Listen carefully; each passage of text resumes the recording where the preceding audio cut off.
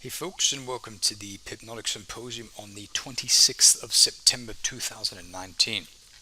I'm sorry for my absence these past few days. I've been on my level 2 freediving course up in Ahmed Valley, which was really amazing. So we managed to get down to about 30 meters, which is pretty deep when you're holding your breath. But it's also quite fascinating because you really realize that the human body is capable of so much more than you think. So going into the training, you think, wow, I can probably hold my breath for about 30 seconds or 1 minute tops. But when you put your mind to it and you remove your limiting beliefs, I was holding my breath for just over 4 minutes, which is staggering. And so you also realize that when you're diving to such depths that you do have enough air, and so the urge to breathe comes a lot later than you might think. It's phenomenal. Dipping down into the sea, we have a piece of string or a piece of nylon rope that is attached to some lead weights that go down to the bottom of the sea. And this rope can have various lengths. For us, it was, for our warm-up dives, 15 meters, and we go to 20 meters and then they drop it down from there. But just holding the rope and diving down via free immersion where you're pulling the rope and you're equalizing, it's quite interesting because you can really feel the pressure building up on the ears, and when you go beyond 20 meters you can really feel the pressure on your lungs, and when you get down to 30 meters, when you meet the residual volume of the lungs, it's pretty intense. You can feel your chest cavity getting squeezed and your diaphragm getting stretched. So I can really understand why so much training goes into freediving. And a lot of these champions, these world record holders, and just the people who are generally good at freediving, these people are going down to as far down as 80, 90, 100, and over 100 meters, which is absolutely amazing. So pretty cool experience, very cool experience indeed.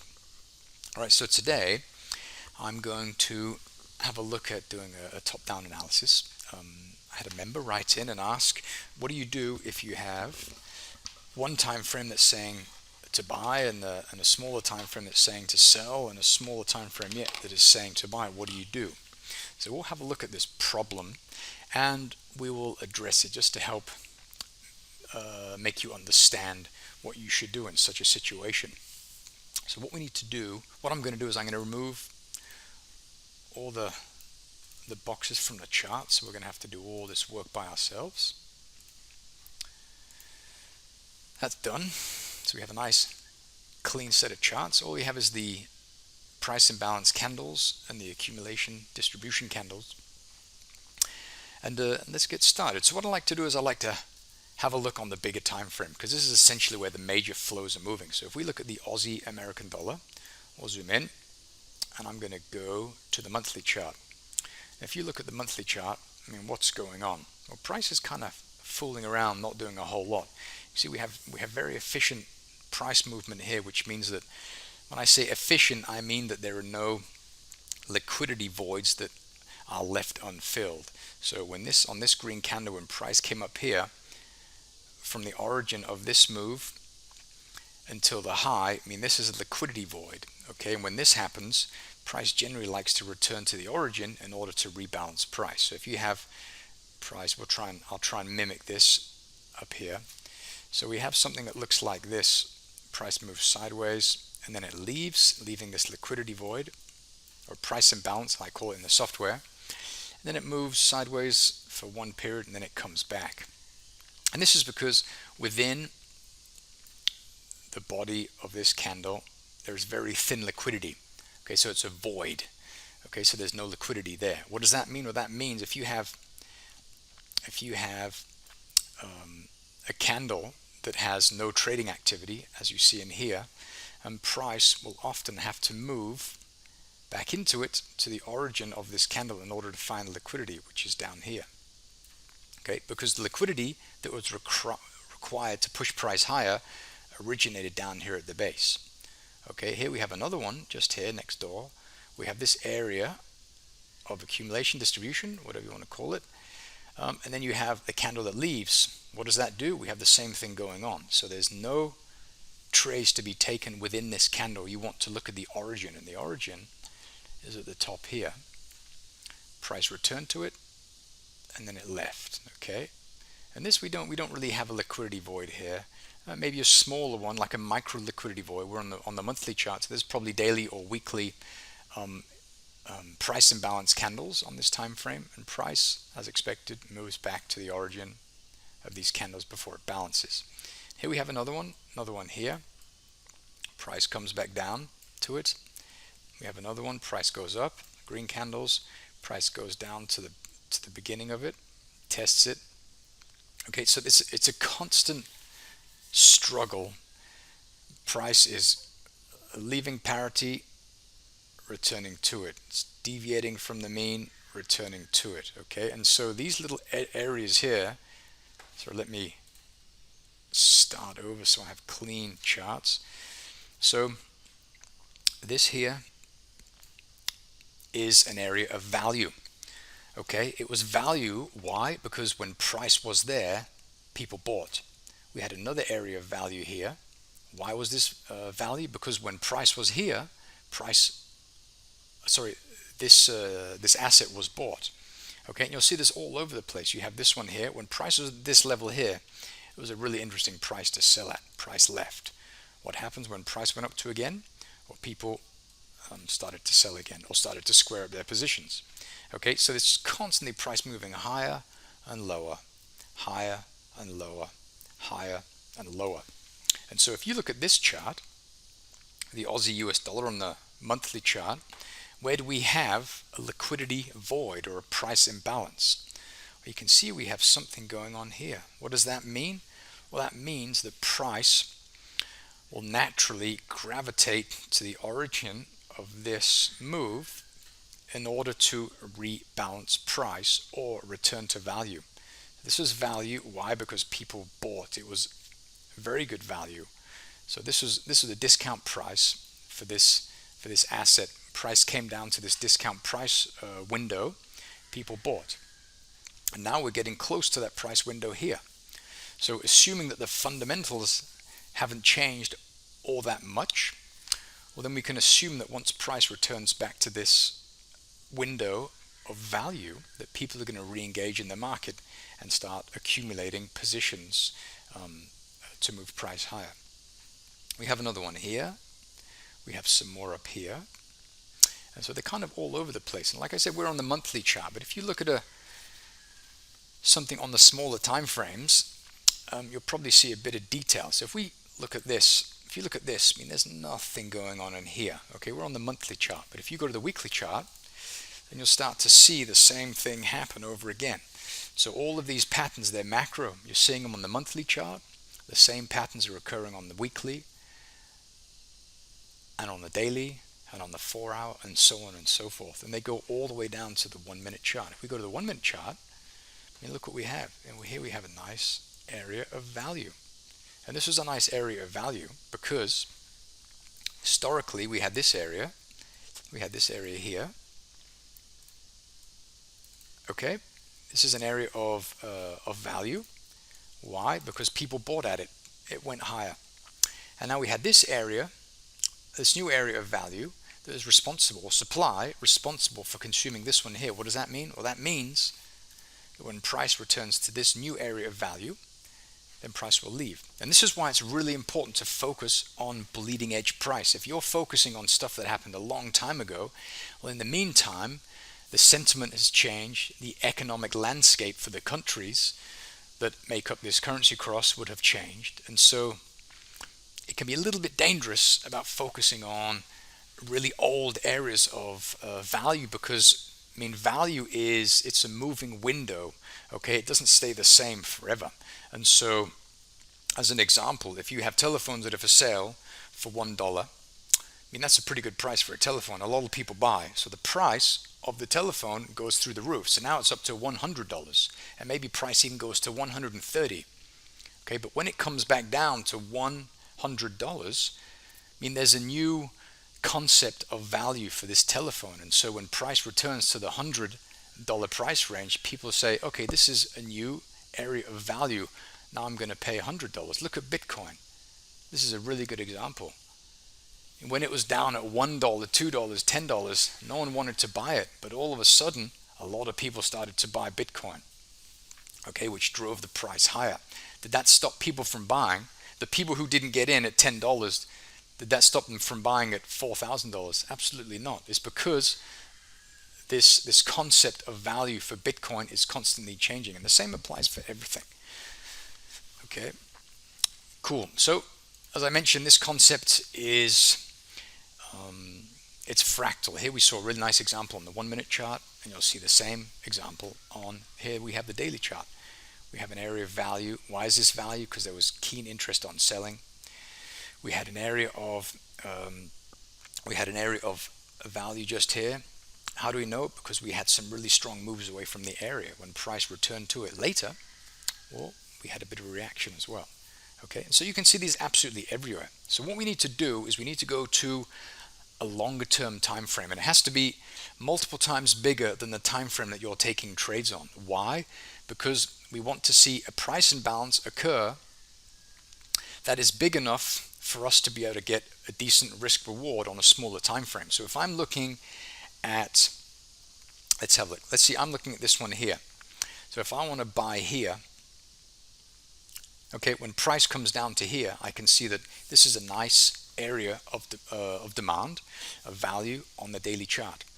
Okay, but if you go to the very small time frame, let's go to the hourly time frame, you'll see this much clearer. Let's see here. So you can see here the price poked down to this area before. We saw some rejection, price wriggled lower, and then we saw more rejection. Okay, so you can see these same candles occurring within the same price imbalance on the daily chart, which gives you confidence, okay? Because of the fact that these patterns are fractal, what you're seeing on the daily chart is the same thing that you're seeing on the 1 hour chart or the 1 minute chart. So you can reduce your risk on the smaller time frame, and you'll have a better likelihood of reaching your target, because the whole price returning to an area of value is happening on the bigger time frames. Okay, hope that makes sense.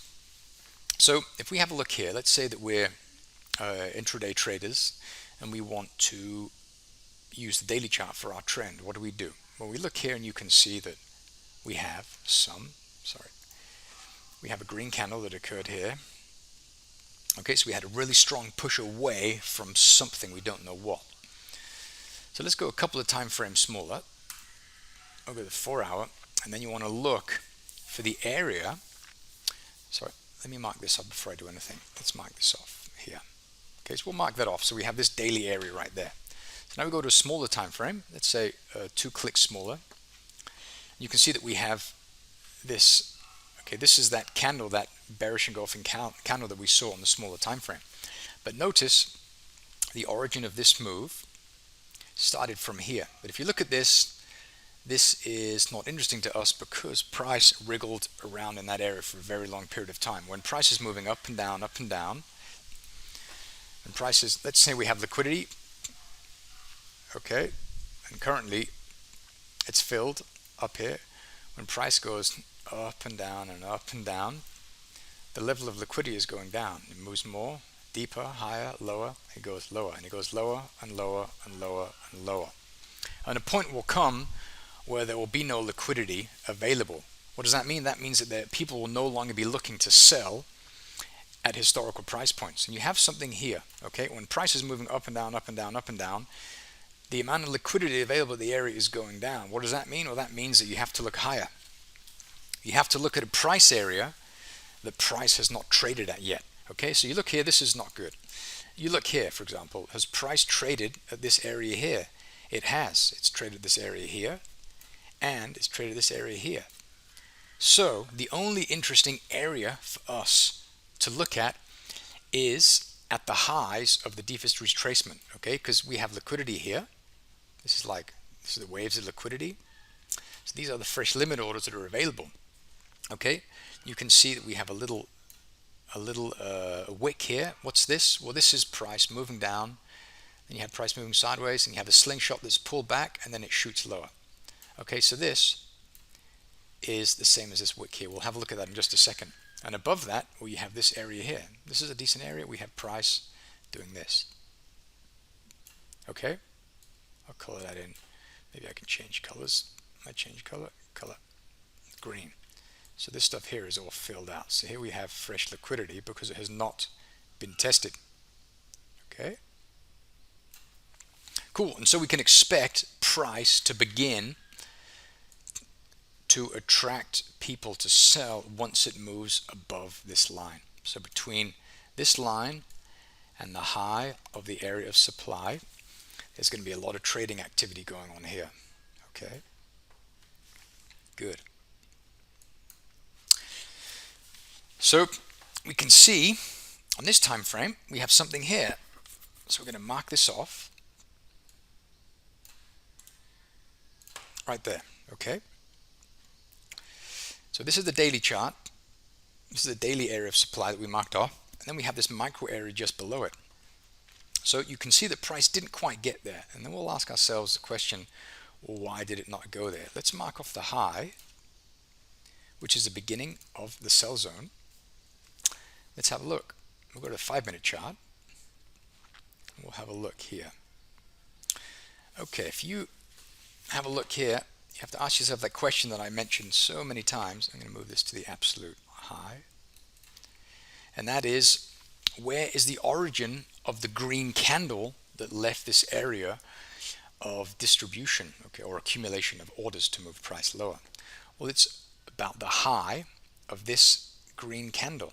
So the entry would have been here, minus a couple of pips to ensure that you would have gotten into the trade.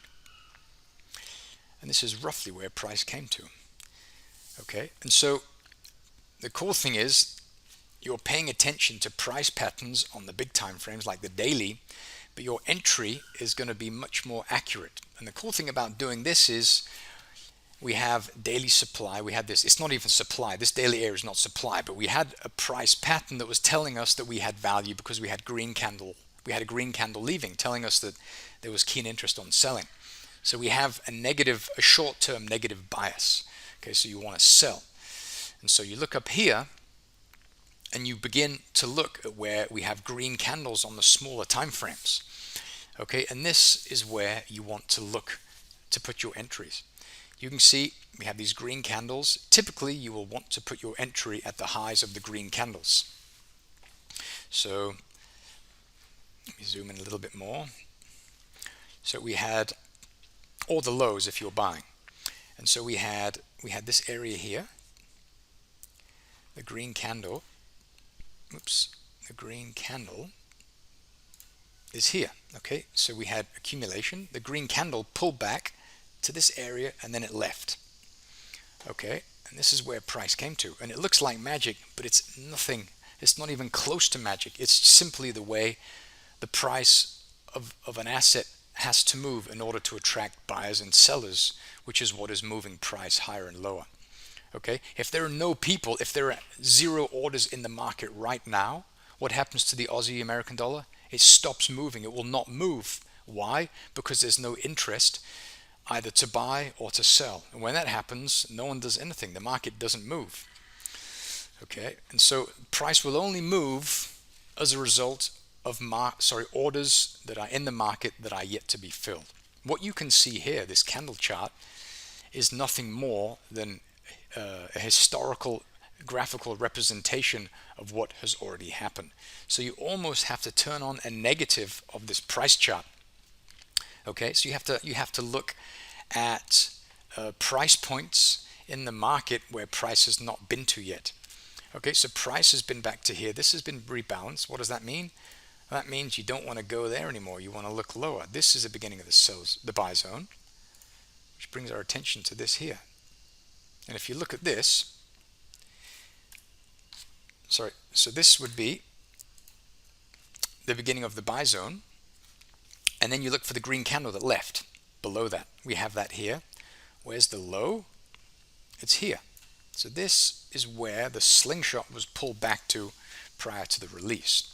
We happen to have a very nice pattern on, this is a 5-minute chart, where we have a rally, accumulation rally, but these long wicks here are inviting an investigation on the smaller time frames. What do wicks mean? Well, wicks mean trading. So when you see a wick, so you see a wick on a time frame like a candle that looks like this. You have a big wick at the top, This means that you have to go down to a smaller time frame to have a look, because in here you'll see this on a small time frame, price goes up, then it goes down. So we have the open, we have the close. That's all the wick means: open, close.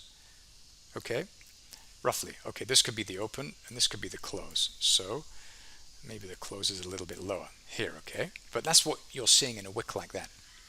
So you have to pay attention to these wicks, because they're begging for investigations on smaller time frames.